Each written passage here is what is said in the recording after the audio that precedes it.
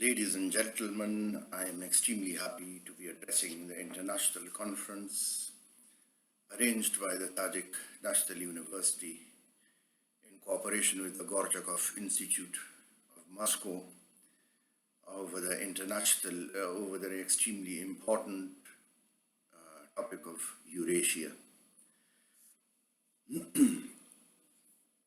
We now live in the epochal time of a major global geopolitical turning point.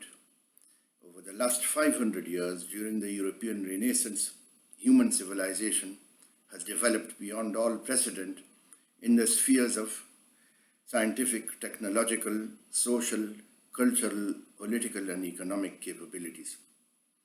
Yet most of this has been abused because it has been facilitated via illegitimate and violent strategies and has served the purposes of a limited corner of the world, that is the continent of Europe and its North American and Australasian appendages across the North Atlantic and South Pacific Oceans respectively.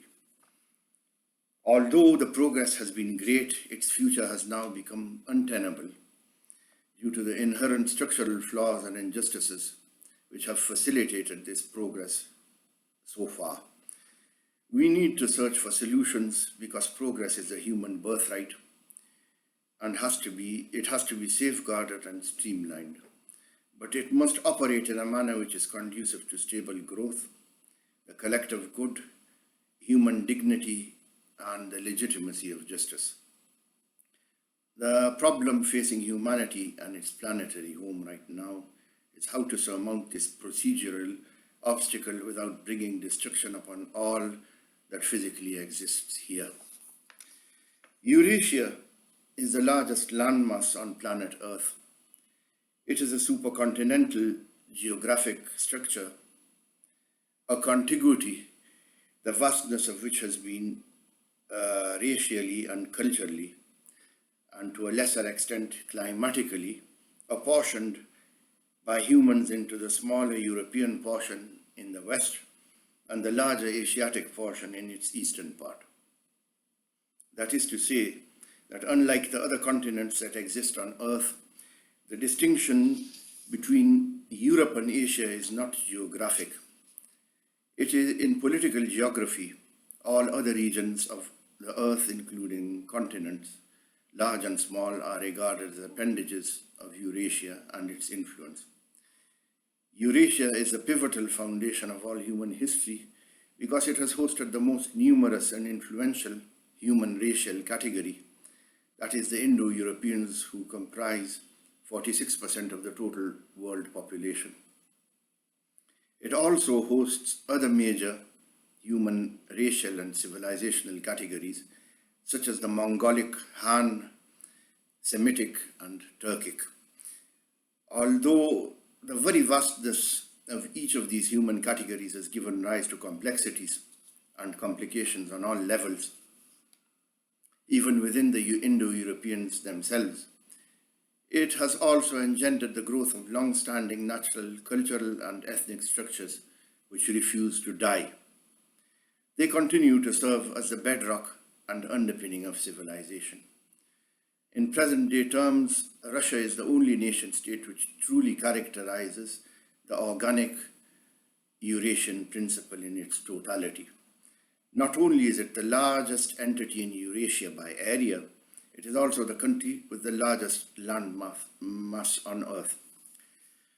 Europe has been in the vanguard of human development for the last 5 to 6 centuries. It has used a term of mercantile colonialism and imperialism with which to procure raw resources from the rest of the world, which was not endowed with such capabilities, and to transport those back to its hinterlands where it was transformed into wealth and power. This mercantilist colonialism created differentiated spheres of political and administrative influence in exploited areas, which rode roughshod over the more ancient underlying organic, local political, ethnic, and cultural realities.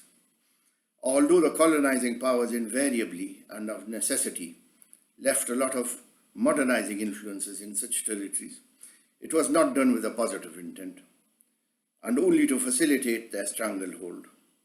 Such modernizing influences amounted to patinas, which were kept in place directly by the means of the colonizing power or its local proxy elites, who were also propped up by them. Although colonialism has purportedly vanished in its overt form of direct occupation and involvement, excuse me, the procedural modalities have been changed, and it still exists in most parts of the world in a more indirect and quote-unquote less visible form.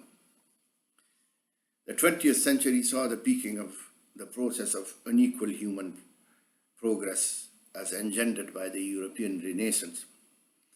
We saw the arrival and the proliferation of motor transport, electricity, aircraft, atomic power, space travel, and the computer age, to name the broad categories, more or less within the last century alone. Of course, it is outside the scope of this report to dilate on the nature and the significance of such developments. The mode of overall human progress and development initiated in the West or Europe took human history by storm, and thinkers and philosophers thereafter sought to make this process fairer and universalize it for the common human benefit. Initially within Europe itself, there were many such socio-political concepts and trends referred to by the term of socialism, and the major trend in this regard was Marxism, which was initially put into practical political action via the concepts and the activity of Lenin in Russia. This led to the establishment of the Soviet Union at the end of 1922, 100 years ago exactly, after a political revolution in the Russian Empire toppled the feudal Tsarist regime in 1917. The Soviet Union may indeed have been technically an empire by virtue of its administrative and geographical characteristics, but it was a unique state in many respects, a state which literally spanned the vast extremities of both Europe and Asia, that is, Eurasia in its truest sense. It was a state consisting of many culturally demarcated regions and ethnicities, both huge and tiny, with each being guaranteed its own sovereign rights and identity. It had a benevolent and fraternal Promethean philosophy at its heart to empower the common man and provide him or her all necessary facilities for physical and mental development. In return, each citizen was co-opted to play his or her role in society according to the scope of his or her own capacity. The USSR took into account the geographic, cultural, and ethnic realities of its territories, large and small, and shaped its policies accordingly. Policies were no longer shaped by the greed or selfish interests of coercive classes or nationalities and categories of any type, be they economic or racial.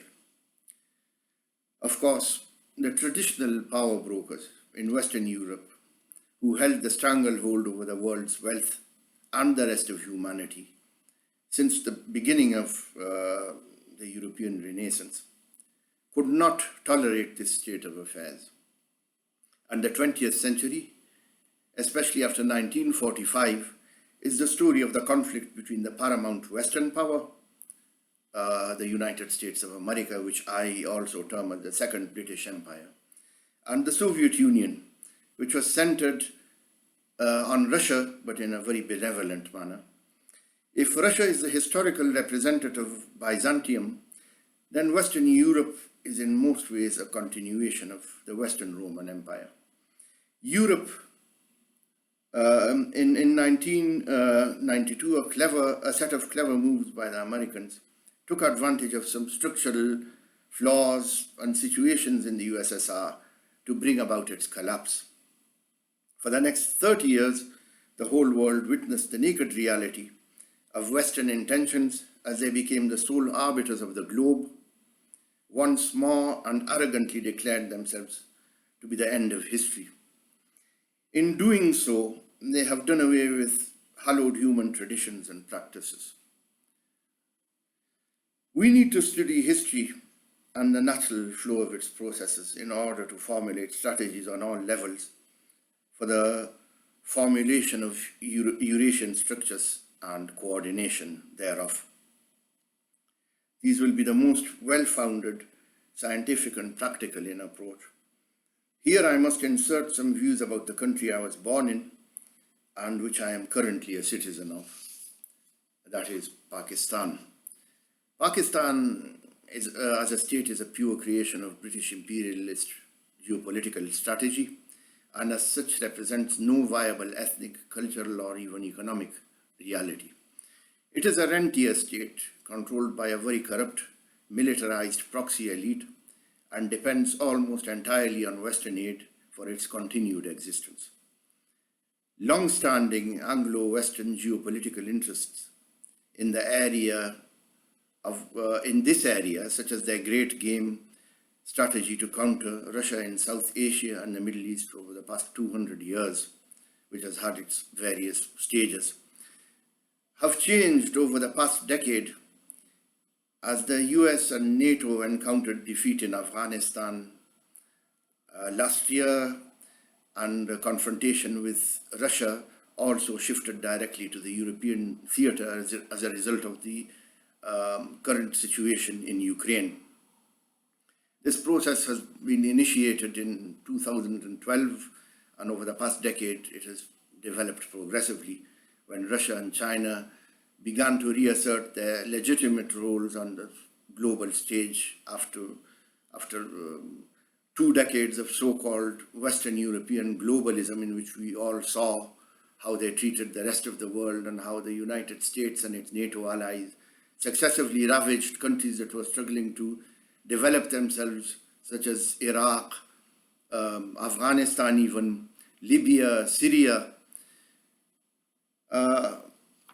Returning to the topic of Pakistan, it moreover suffers from its own illness of endemic corrupt dysfunction, and a globally declining West can no longer afford to pour in billions to keep the robber elites and their artificial country propped up. Pakistan has therefore become a diseased liability for its former masters, but its ruling elite doesn't seem to realize that. Russia and China have, while having asserted themselves globally during the same period, have offered Pakistan many arrangements, including a respectable alternative in the form of the China-Pakistan Economic Corridor, or CPEC, since 2015. But events this year, when the government of Imran Khan was toppled, seemed to demonstrate amply that the slavish Pakistani ruling classes prefer to remain the faithful and lowly servants of the Anglo-American powers, even though the latter keep distancing them like a diseased pet, which is no longer wanted. It is amply evident that the Pakistani ruling classes know that they can do no better, and they are content to remain slaves. They are not fools. They know this fact very well. There is a public outrage at this attitude, but even so, the public does not seem to be in any position to affect outcomes. Perhaps this is all that the reality of an artificially contrived state can afford to offer. The position of this country is becoming increasingly critical by the day. On a very personal note, I myself embody a classic Eurasianist constitution in my very being. As a Pakistani Tajik on my father's side and being English on my mother's, my makeup is Eurasian in every aspect, and I had to discover the underlying secrets in order to render my own being stable and viable for its continued and purposeful existence. It has been the struggle of my life to discover this and to put it into action on my own personal level. Therefore, it has its own corresponding echo in my struggle in the larger world in this regard, which I have made my principal aim, the principal aim of my life. Fortunately, this lifelong internal and very personal quest at the core of my being has borne fruit, and this typification represents the man of the future. Finally, it must be noted that the structure of the USSR embodied the first instance of true Eurasian philosophy in modern political times. Although the USSR no longer exists in name, we are still in possession of its concepts and legacies. We can now learn better from past mistakes of any nature, be they political, doctrinal, economic, or even ethnic. We can create a larger and more encompassing Eurasian polity, with multiple centers of power in a spirit of benevolent cooperation and decency. Civilization stands for such values, not the sophisticated pillage and rapine which the Anglo-Saxon world has sadly come to typify. The time of change in the world has once more arrived when Western globalism has fallen prey to its own greedy tendencies and has overreached itself, wreaking havoc on humanity and its planet alike. The two major Eurasian superpowers of China and Russia have once more awakened to their historical role. The sad aspect is that a war seems inevitable in correcting such injustices and deliberate imbalances, as the West will not relinquish its stranglehold easily, and the destruction wrought by such a war will now also be without precedent in known history. Ladies and gentlemen, with that I come to the end of my speech.